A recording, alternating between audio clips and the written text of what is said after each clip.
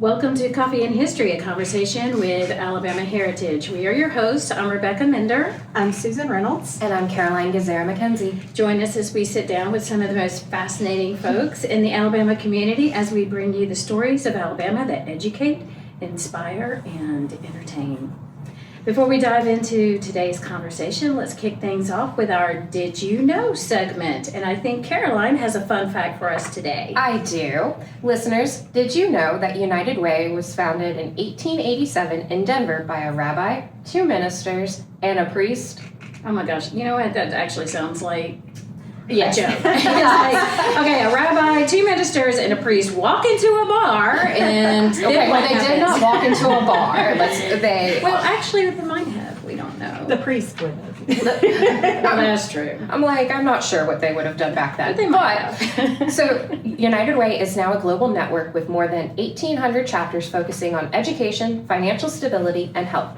And for those of us in our studio, our local chapter is the United Way of West Alabama. That's right. And the United Way is such an incredible organization that we've had a chance to learn more about. Yeah, indeed. And I think our guest today is going to be able to enlighten us a little Absolutely. bit more about what the organization does. We want to welcome the Vice President of Communications for the United Way of West Alabama. She earned her bachelor's from the University of Alabama, Roll Tide, in 2000, and in 2020, U.S. Representative Terri Sewell named her a local hero for her leadership during the COVID-19 pandemic. So please welcome to our podcast, Ms. Julie Mann. Hey, Julie. We like to clap for everyone. And we're so excited you're here with us today, Julie. When people hear the words United Way, they often think about fundraising, but what does United Way actually do on a day-to-day basis in West Alabama in particular? No, you were correct with those 3 building blocks, but a couple years ago we also added disaster response to those, those 3 things. And so we, through our partner agencies, really do work in those areas on a day-to-day. Our actual fundraising period is much smaller. Right. It's in the fall. And through those funds that we raise, we're also able to pivot and help with some very localized needs throughout the year. But we certainly do fundraise. Of course. So what do you do? What are the different organizations? Because I know, like, if you go to United Way, there's like a big umbrella of different groups. Yes, but each individual United Way has its own local partner agency. So we have 30 here, and some of them are the big names that you know, like the Red Cross and the Salvation Army, but others are very local, like Arts and Autism, the Good Samaritan Clinic. Right. And each community gets to choose those based on their community's needs. We don't have the same needs as Los Angeles. They tend to focus only on homelessness in their United Way. Right. So we're a little bit different, and a lot of them have gotten away from the partner agencies and sort of focus on a one impact area. Okay. We chose not to go that direction because we have this long relationship with our partners. They depend on us, and they're doing good work, and we didn't want to say, hey, we're just going to focus on this one thing. I mean, there's too many things to just... So do you mainly partner with them and help them with financial needs or with marketing purposes, or what's the type of assistance that an organization can get with the United Way? Well, I think the reason they would like to be a partner agency is the monetary, the grants. Funding. But we do trainings throughout the year to help them in other areas. We don't do the marketing for them, although we certainly will help if they ask. But we do trainings with HR, financial, all different sort of classes that will help their director in different parts of their agency. A lot of them only have 1 or 2 people. Now some of them are bigger than that, like hospice is quite large. But those with a smaller group of workers tend to really rely on us to help them, show them where grants are, help them make decisions on what they can fund, the programs that they really should focus on, and things like that. I think that's great because it's very complicated to run some sort of agency or nonprofit, especially if you're small staff, which is common. So yeah, I'm sure they're very grateful for all the help that you guys can provide. So Well, and sometimes there's something the tail wagging the dog theory that like a donor will come to you and say, I will give you this much money if you do this. And while we all would love that money, if it's not within your mission, or if it's going to cause you to need to hire more people or do these extra things, is that worth it? And sometimes that's a conversation we can have. Mostly that's a jockey conversation. So Yeah, that's great. So what are the most pressing needs you're seeing across West Alabama right now that people outside of the nonprofit world might not realize? it's really your basic human needs right now. And I don't know that that really changes, but in November, of course, we had the food stability issue come up with all of the government sort of programs closing or pausing, and we were able to sort of pivot in that moment and say, this is the need right now. Food banks are struggling, food pantries have lines out of the door and not enough food to go in. So we were able to like sort of immediately create a grant where you could apply and get funds directly to those food pantries. Things like that have come up more and more where it is, maybe it's a short-term kind of problem that we need to have a solution for, and we're really fortunate to be able to sort of pivot and meet those needs quickly. It kind of feels like you're falling under crisis communication almost in that sense. Sometimes it does feel like you're going from crisis to crisis. But our 211 line, which if you don't know what that is, you call 911 for emergency help, 411 information. 211 is where you can get connected to like local resources and help, and that line has stayed so busy with things that you expect, your food and shelter, but it's like so basic, people are really struggling with that, but also, especially in our outer lying areas of Tuscaloosa, sort of the Black Belt areas, transportation is a big thing, and they have to get to Tuscaloosa to do a lot of their things. Some work here, doctors' offices, hospitals are all here. If you don't have transportation or reliable transportation, you can't get here, and if you're already struggling to put food on the table, you're not calling an Uber. Yeah. Right. So we have been working with a UA transportation grant, trying to work out routes that might make more sense in rural Alabama. So that 211 phone number, that's is that just for the West Alabama area, or? So that's a national number. I think it's Okay. in most areas now, but when you call it, you are connected to our local people. So it is people who know the area, know the resources, know it. So it's tricky. So when certain agencies do grants on certain days. I'm assuming that because this podcast is heard throughout Across the state. the United States as well as in 13 foreign countries right now, and so I was just wondering because it's probably like when you call 911 for an emergency, they always ask where are you located, so that way they know how to connect it to the proper agencies. So that's why I was curious if it was a national. They probably do something similar to that. I wonder if they use like the GPS locations, because I know that's what 911 uses With the phone. for the we, phone. We type in your zip code. Okay. That's the first question they say. You Which put is in your your zip zip code and it directs you to the closest to you. Okay. So anyone in our 9 counties in West Alabama is directed to us. Okay. Oh, that was my next question, was how many counties is considered West Alabama? So We have 9. 9 counties. That's a big area, and especially like when you're saying having to deal with transportation, because there's even people who they might live in Greene County. I don't know if that's one of your counties, but then you have to go to a doctor's appointment that might be at DCH in Tuscaloosa, and that's if you don't have any way to get there, I can see that being a challenge for a lot of people. So many rural hospitals closing. There are too, a lot of rural so, hospitals that yeah. close, and so that's great that you guys are working out a partnership, with the university. And you said people apply for grants. How do people apply for these grants? So, I should walk that back. It was pantries, 501c3 pantries, like churches, things like that could apply. Now during COVID, it was people that could apply. So I guess it depends on the need. But for this, it was let's let the pantries who already know the people continue their work. Yeah. So.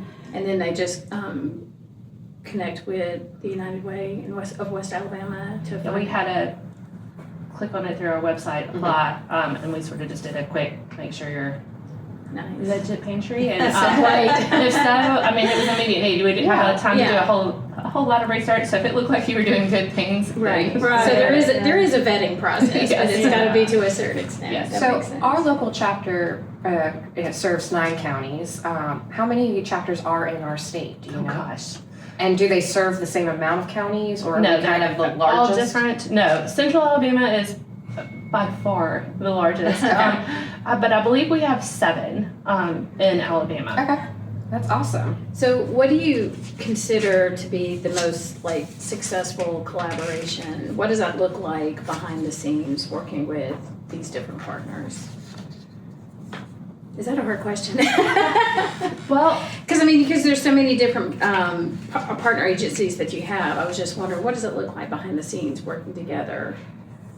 so we partner and collaborate with all of them to an extent. They are their own entities. They do their work. We're just here to support them. Right. So they could, like, let's say Arts and Autism is starting a new program, like Okay. their LIFE program, and they might come and say, hey, we have a separate, beyond their normal grant, like a community investment grant.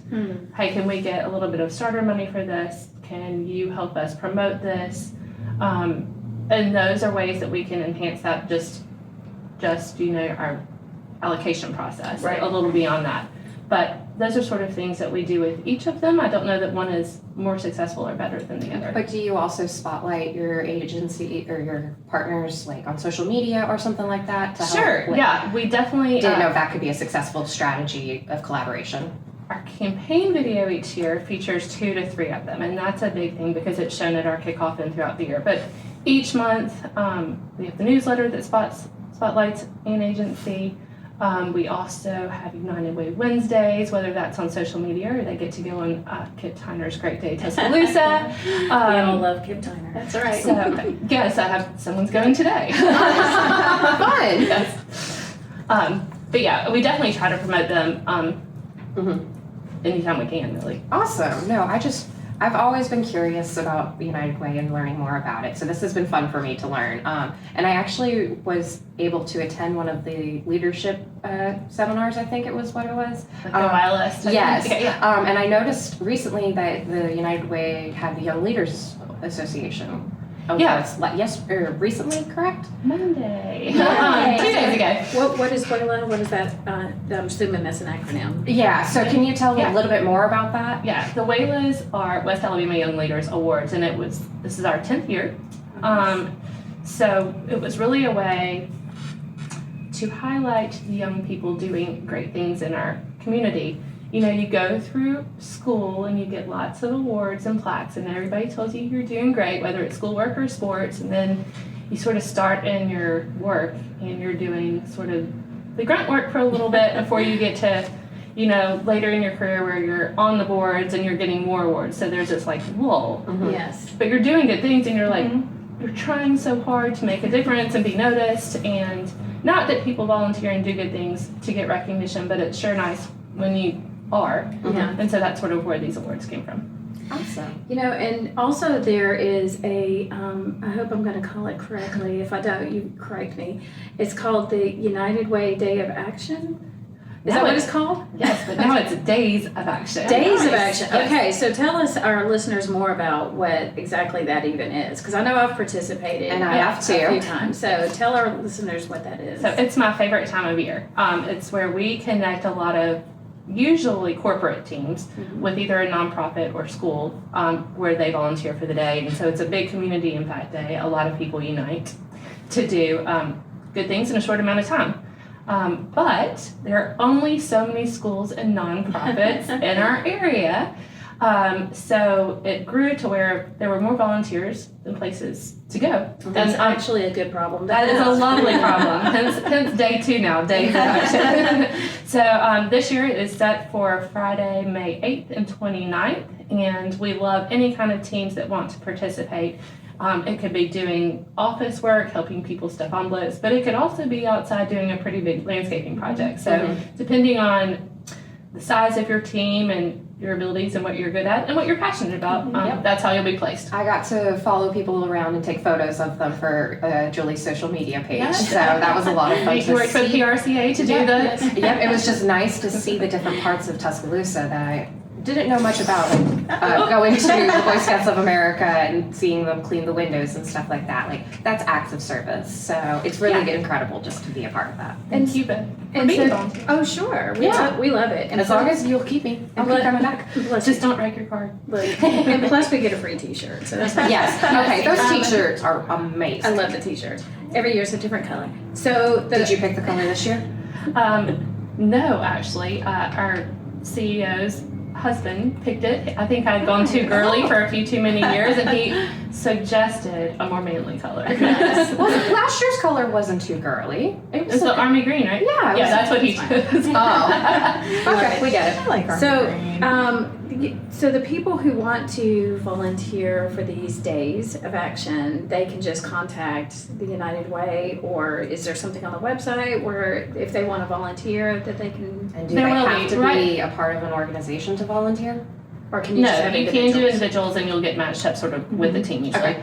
But no, right now it's in the process of gathering the service opportunities. Okay. So once those are sort of put in place, then we will have a sign up on our website where it's just a little forum and you tell us how many people are on your team, where you're from, shirt sizes, like you mentioned, Right. free t-shirts. So the service organizations or the service opportunities, how are those decided upon? And do you have, because you said there was more volunteers than there are opportunities.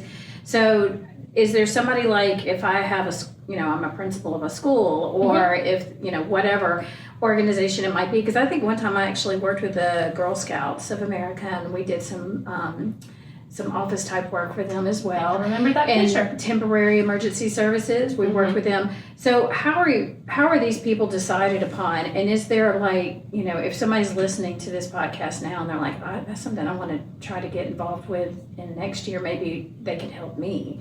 So how do organizations get on your radar for that? Yes, any school or 501c3, sometimes churches, if there is an appropriate, Table of Grace is Right. Grace Presbyterian has been one of our parts. That's a great food pantry in Tuscaloosa. Yeah. We send out a mass ask, and then it's just a form and you tell us what the project is, how many people you can take, what the need is. And then that's how we begin the matches. So it really is open to anyone. We would love to have more people participate from the organization side. Yeah. Always looking for places that are doing good things where people can serve. Yeah. And then on the flip side, that's when we match the volunteers, and that could be anyone as well. Excellent. And actually, children have come and participated too, as a family. So we've had family groups. See, that's so nice to see, because it's then they see, how to help their own community. And, I think a lot of times children, they don't realize, how things happen. They just think things are taken care of in my community, but they don't know what all goes on behind the scenes. So I think it's really important to have, children or youth involved in service like this. I didn't know that children were allowed to participate, so this is With great. their parents. With Yes. their parents. With their parents. My daughter is a little too young still, but this Yeah. is something I can include her because she needs to know that we are a community. Yes. And being a community means you take part and you serve, but you also, you benefit from your service as well. Takes a village. It does. So the toddler is not coming this year. Okay, I Probably promise you not. that. Probably not. No, there was a funny project this year, if you can call it that. It was out of school and a huge pile of sand that needed to get moved. And really, the organizations are supposed to provide all the tools that you might need. Well, they got there and there wasn't anything. We quickly moved to get supplies, but in the meantime, there are pictures of these two little girls that were using their shirts to carry sand. And one of them is yay high, trying to pull Maybe this 4 big, years old, 5 years trying old. to pull this big bucket of sand. And I mean, it was so cute because they were working so hard. But And they probably were so happy to do it because it's just, they find joy in everything. Yes. And so I would do that. I highly recommend, if any child is going to volunteer, they get ice cream as a treat afterwards. Well, okay, Julie does feed us after we volunteer, so I'm very appreciative of that. yes, lunch included. That's right. Well, service is definitely something that that's important to instill in everyone. And you've been involved in a lot of community service and action with the Public Relations Council of West Alabama, Five Horizons Health Services, and the ARC of Tuscaloosa. What is it that drives you to serve? Well, I have a very hard time saying no. Same. But no, when someone says what they need and it's something I feel like I can help with or do, then I feel like I should. And that's really it. Yeah, that's really Was awesome. that instilled in you at a young age by your family, or just something that you discovered and been more passionate about? Actually, I love my parents, but they are homebodies, and I really am too. Like, if it really came down to it, that's what I would be. But no, more as I got started in my career, the people that I looked up to were doing those things and doing what was asked of them, and more than what was asked of them, and that's who I looked up to. Yeah, no, I'm a homebody, and I like to say I'm an extroverted introvert. Well, and I think when you don't grow up with like a family centered around volunteerism too, it's hard to know what opportunities are out there. You know, Yeah. people serve in different ways. I'm not saying that volunteerism is the only way to serve your community. There are many ways to serve your community, but you know, it's My hard. mom was very active with us. Yeah, no. oh yeah, Like, yeah, absolutely. Always home But my PTA family life. was not a volunteer family out in the community either. We served in other ways, but you know, I think it's hard if you do discover that you want to volunteer. Sometimes it's hard to find those outlets if you don't know where to look, especially. And also, if you're an out-of-state person that has chosen Alabama as their home, Sure. you know, trying to find those resources is difficult sometimes. So United Way, your website does make it easier for us to figure out what's available in the West Alabama area. But we'll also include, you know, the other other United Way chapters, you know, so that way our listeners can learn more. Well, getting involved in volunteering is also a great way, if you are just moved to the state or the city, to meet people and to become more involved as part of the community. So, I mean, like, it's great for that. And that's great because we're in a loneliness epidemic right now because of the pandemic and not being able to be face-to-face for so long. So that's a great way. I had never even thought about as a way to make new friends by volunteering. So just saying, y'all, it's okay to volunteer. Meet a friend. You never know. That's right. So we also mentioned in your biography that you were named a local hero in 2020 by U.S. Representative Terri Sewell for your dedication to the community during the COVID-19 pandemic. Can you tell us more about your work during that time and also what it was like being recognized for it? Well, it was cool. It was with Tamika Alexander, who was our director 2 and 1 at the time. So I should point that out. I love Tamika. I hate that she's moved to Huntsville. I know, we miss When you her. go visit Huntsville, say hi. Yeah. We really, in the beginning parts of the pandemic, pulled all of our partner agencies and other nonprofits in and said, how are we going to navigate this? How can we help? And came up with this caring resources guide and stayed open and really kind of coordinated efforts here, whether it was food, getting seniors back, food focus, like coordinating all the efforts between our agencies and some other entities in town. It was a very chaotic time. Yeah.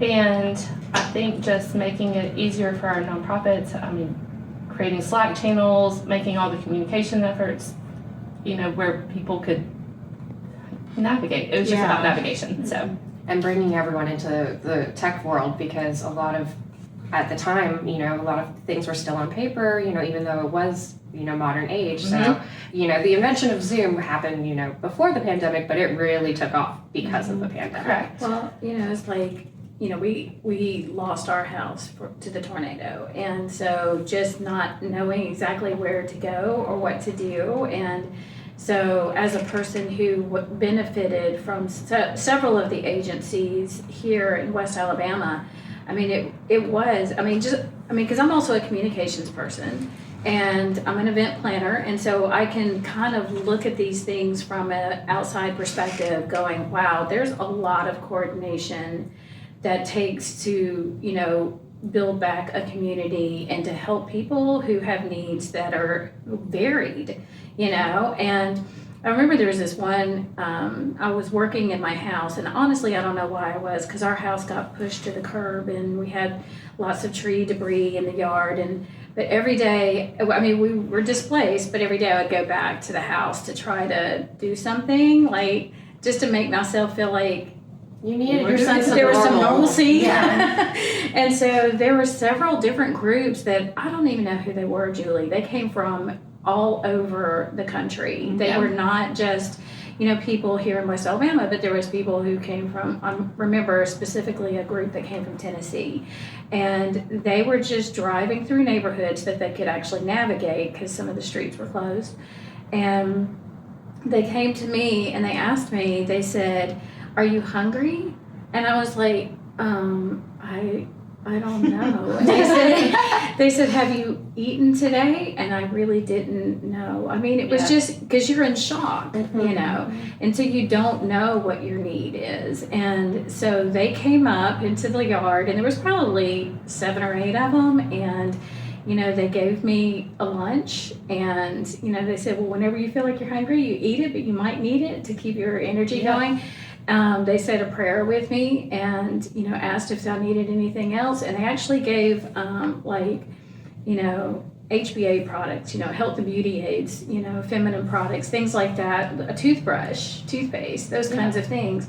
And so it was just so warming to know that there are people, and like I said, I think they were from Tennessee, but I know that there's a lot of people here in West Alabama that do the same thing, that they are prepared for any type of disaster, any type of emergency, that we do have those resources, and people can go to it's uwwa.org, Yes. your website, and see what is available, because it really meant a lot to me. And so I appreciated knowing that there are people in this world who will give back to the community, even if it's not their own community.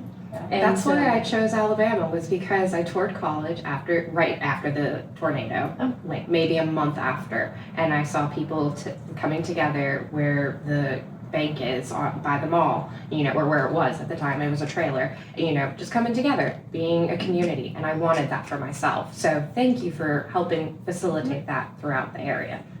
Well, it's hard and complicated even in the best of times, when you're looking for resources. When you're in the middle of a crisis, it's nuts. But it is. But there are great groups. You already mentioned the ones from out of state, but there's a group called Catfish Navy, and they go around to really all over the state and beyond during crisis and feed everyone. They're from the catfish farms, and it's a group of them, and that's their thing. That is so nice. Never even heard of them before, so that's great. And then there's just Good Samaritans. Like you'll see a lot of times when there's been a big storm in like a Hill or Greene County, there's little pockets of Good Samaritan teams, not to be confused with Good Samaritan Clinic, but they go out and they have their saws and chains, and they are on the spot, and that's what they do for their community. It's amazing. I saw them a lot in Tuscaloosa, and so it was nice to see them. I mean, it really was kind of funny. People driving around in a pickup truck with equipment in the back. Do you need help? It's like, "I've got a chainsaw. I'm from Louisiana. I got a chainsaw. What do you need?" And so, I just love that. And I think it just shows that, when it comes to humanity, we're all really pretty good people deep down inside. And you've seen groups with disasters in other areas, Louisiana, Texas, groups from here. You see them on Facebook a good bit. Like, Alabama Power is quick to go down to assist, Yes. firefighters, all that. It's incredible. But just some local people will say, "I'm filling this truck today with these products to take down," and they're always full. They're always full by the time they leave our city. And it's amazing. So incredible. Well, Julie, we have actually reached the part of our interview where we'd like to ask you a few rapid fire questions. We call this Before You Go. So we do have a couple of quick questions. The first one is, who is your favorite superhero and why? Oh no! You don't have one? I'm really not a superhero Me person. either. It's okay. Okay, that's fine. Who's Maybe your Jackie Waska? She's Okay, Yeah. she can be. We have mentioned Jackie a few times, so yes, And- Jackie Wiska would be a great superhero. And Jackie is the director of United Way of Yes. West Alabama, just so we Yes. add that in. Yes. Do you like surprises? No. Same. You and I are alike. What is the most valuable item in your office? And that can be valuable in any way you want to define it. It feels braggy to say this, No. but I have a little trophy thing for National President of the Year for AAF, and that was a pretty cool thing. Yeah, That's that is awesome. nice. Yes, because you have served not just from United Way, but also with the AAF as well as PRCA. So you Like my communication pro Yes. friends. Yeah. She's very active and involved in life. What is one item that you could never live without? It's okay if you have to say your phone. I wish I could live without that. But yeah, most of us Um, probably would think that sometimes. Pets. Yes. Are you a dog or cat person? Dog. Okay. she has like 5,000 dogs. Just I saying. love it. No, I have fostered a lot of dogs, but I have 3 children right now. Yes. Hey, 3 fur babies. and I bet you that they are the most loving animals around. They are in Barkeep. Barking. Okay, well, we can't control that. What was your first concert? Alabama. Oh, nice. Did My you see mom him was a in big Alabama? Yes, somewhere in North Alabama, at like a field. That's Yeah. awesome. Okay. Oh my goodness. What's your favorite rainy day activity? Reading. Good. Who inspires you? A lot of people. People that are doing everything everywhere, and I don't understand how they make it. Same. Rebecca, yes. Rebecca. Rebecca, Amy Martin, Whitney like people that just seem to do it all, and I really don't know how I even get to work some days, and they're everywhere. When do you sleep? Honestly, I'm never sure what she does. I do get 9 to 10 hours sleep at night, though. I mean, How? I'm so sorry. Well, I go to bed at the same time every night. I usually go to bed around 9. You were at And then- basketball games until at least 10 or 10:30. If I am at a You basketball, travel. if I am at a late event, then yes, it does cut into my beauty sleep. But I mean, I try to go to bed around 9 every night on a school night, especially, and then I wake up around 6:30 in the morning. So, I mean, Or earlier, because she has emailed me at like 2 or 3 in the morning before. I am with actually. ideas. I don't know. Someone told me I was type A, but I don't believe them. So if you say I am, I'll take your word for it. But that's very sweet of you to say that I'm an inspiration to you. But I think we're an inspiration to each other because you inspire me as well. Oh, that's sweet.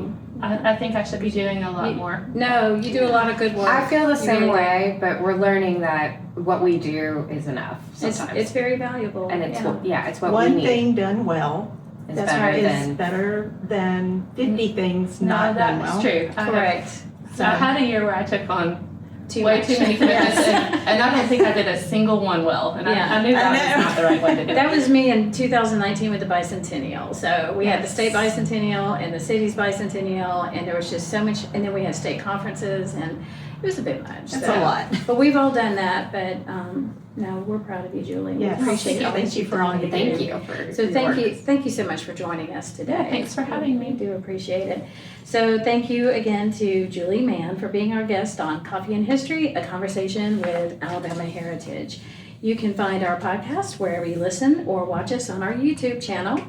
Be sure to follow us, like us, give us a rating or a comment. And don't forget that if you want to subscribe to our print magazine, just log on to alabamaheritage.com. But until next time, we appreciate you listening. But first, I think I need more coffee. Bye, everybody. Bye.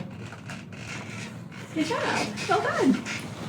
You did great. You're not because I did not look up to my parents, because that's all I could think of. Oh, no, you did fine.